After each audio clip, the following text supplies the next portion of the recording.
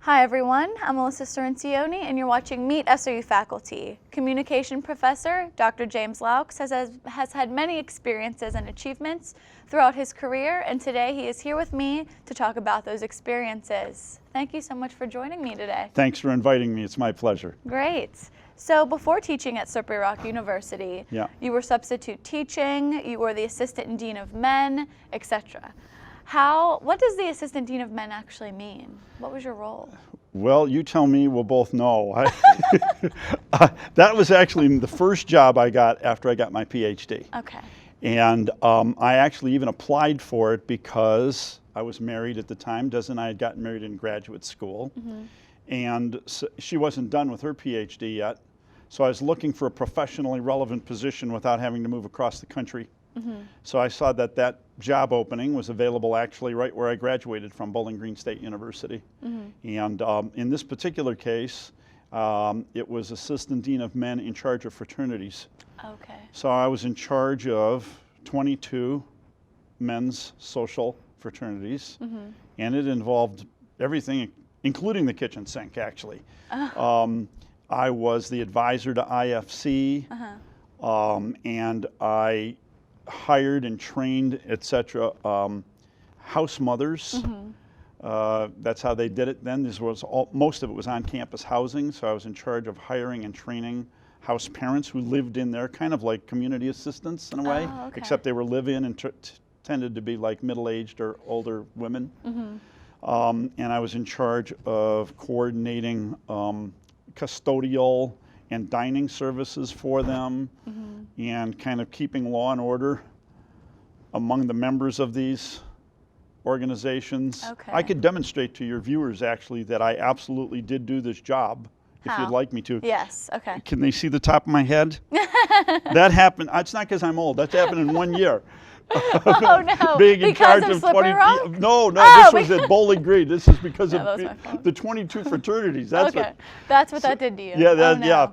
So in any event, that job entailed all of that. It was basically everything having to do with those fraternities. Okay, I wasn't sure exactly what that meant, so thank you for clarifying that for me. There you go. And of course, I was then part of the student services or student affairs organization. So, meetings with other staff that were involved in that area and et cetera. So. Right, okay. Yep. So, speaking of your previous experience in teaching, you've taught in Korea. Tell us about that experience. Well, if I could just backtrack a little bit. Okay. I went from Assistant Dean of Men to a faculty position at Old Dominion University, mm-hmm. In Norfolk, Virginia. Mm-hmm. And then I went to substitute teaching, K through 12, in in Greenville, North Carolina. Oh, wow. Des was there. Mm-hmm. Then I went to Marshall University, where I was a professor, undergraduate and graduate classes. Mm-hmm. Then I went to General Motors. Then I came to Slippery Rock. Okay. And so actually my Korea teaching experience was part of my teaching here at Slippery Rock. I got the opportunity to serve as a exchange professor, mm-hmm. between Slippery Rock and Kangwon National University in Korea. Mm-hmm. And so I did that for, it was in 1994. It seems like yesterday, but it's a date, mm-hmm. that really recedes. But mm-hmm. it was a wonderful experience. Mm-hmm. Sometimes people would say, well, what are you going to do that for? It's going to be so different. Right. And I'd say, yeah, that's why I am doing it. That's why I'm doing it. Exactly. Because it'll be different. Right. And it was a great experience. I hope it was as good for the students that I had there as it was for me. It was really it was an intercultural experience, right. And got to teach. I taught in English. I didn't have to learn Korean, so I learned a bit of Korean, mm-hmm. Just for everyday interaction. But right. Now, how long were you there for? I was there 6 months. Okay. So it's basically a semester and change, a little bit before and a little bit after to get acclimated and et cetera. So yeah, that's great that you experience that different culture that we don't see every day here in America. Yep. Yeah, definitely. It was great. Great. So I've had you as a professor of communication concepts. And I apologize. No, don't. I love that class. But you don't call it communication concepts. I don't. You call it Adventures in Human Communication. Exactly. And you say that with a lot of emphasis. Yeah. So why do you do this? Do you want me to do that now? Yes, do it right now. Adventures in Human Communication. Perfect. It's too bad this isn't radio. I could have demonstrated my great radio voice. You have right? a great anchor voice. Hey, thank you very much. Voice. As soon as I retire from here, you know, my next career. There you go. Thanks, You already got Alyssa. your start. Right. Well, I'll tell you why. I'd say it's sort of part of my philosophy. Mm-hmm.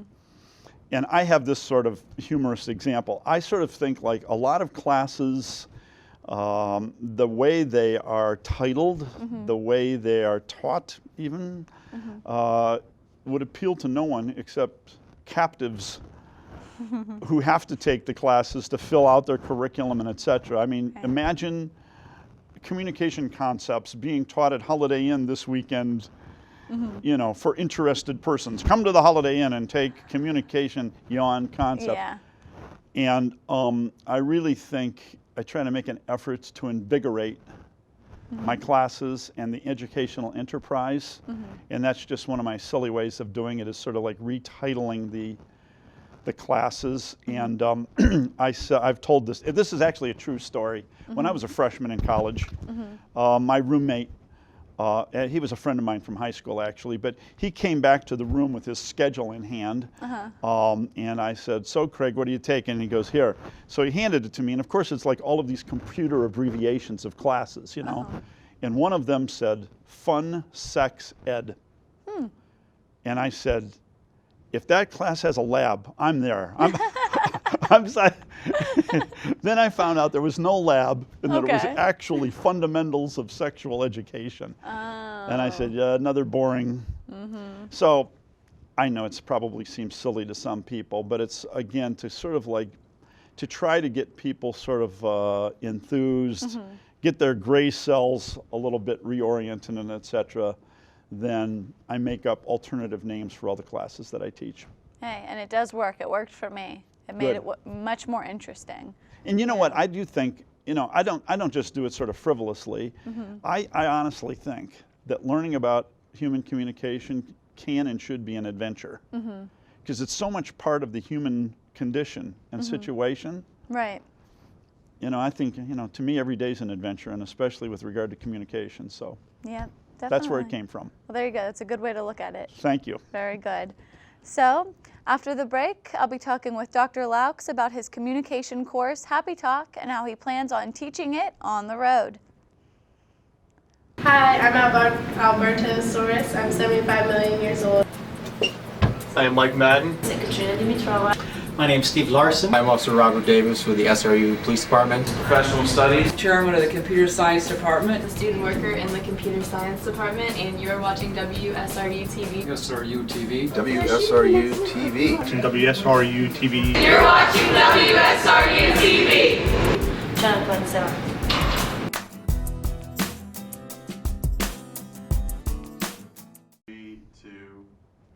Welcome back to Meet SRU Faculty. Today I am sitting here with Communication Professor Dr. Laux.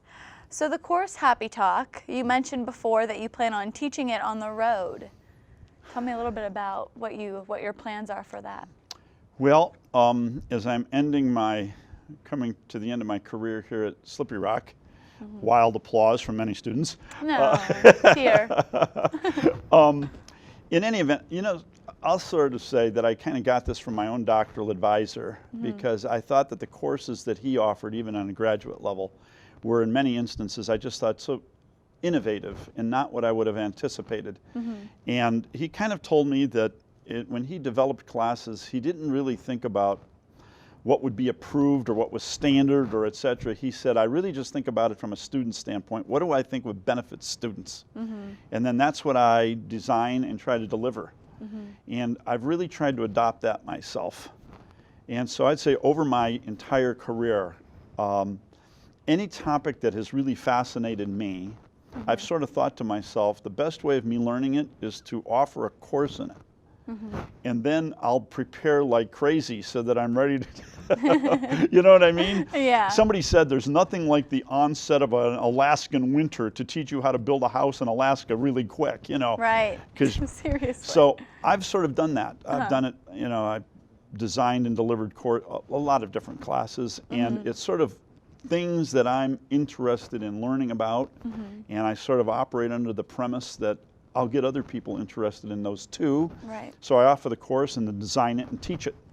And sort of the dirty little secret in education, Alyssa, is that you really learn the most when you teach it. Right. I mean, you learn more than the students. In a way, I've learned more from my students than I have taught them. Oh, wow. But they outnumber me. Yeah, exactly. So if you just kind of like, I know I seem like I talk a lot, but I also listen pretty intently to people, and Right. you know, and if you do that, you can learn a lot from them. So around 1993, I want to say, it's probably been about 20 years, I read a book by a Hungarian-born Okay. professor of psychology, now lives in the United States, Mihai Csikszentmihalyi. I'm proud of myself for being able to pronounce that. Yeah. It was called Flow, The Psychology of Optimal Experience. And it talked about, basically from a psychological and scientific standpoint, the bases of human happiness.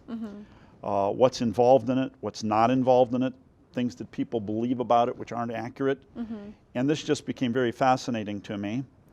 And one of the things that he said in there is that most of the research shows that flow and human happiness really stems from two things, he says. How we experience work and our relations with other people.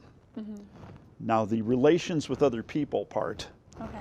is directly related to communication, and especially interpersonal communication. So I really delved into the sort of just burgeoning research that was being done on this by a number of very prominent people. Martin Seligman, who's the Fox Professor of Psychology at Penn, and other scholars really throughout the world, and found it fascinating that there is now a research-based and scientific approach to the study of human well-being and happiness. Sort of the other technical name for it is called subjective well-being. And one of the things that I certainly discovered through this is that a major component of it is relational satisfaction predicts happiness. Okay. And human communication, interpersonal communication, is largely the basis of that. I mean, how do we initiate, develop, and maintain relationships with other people? Right.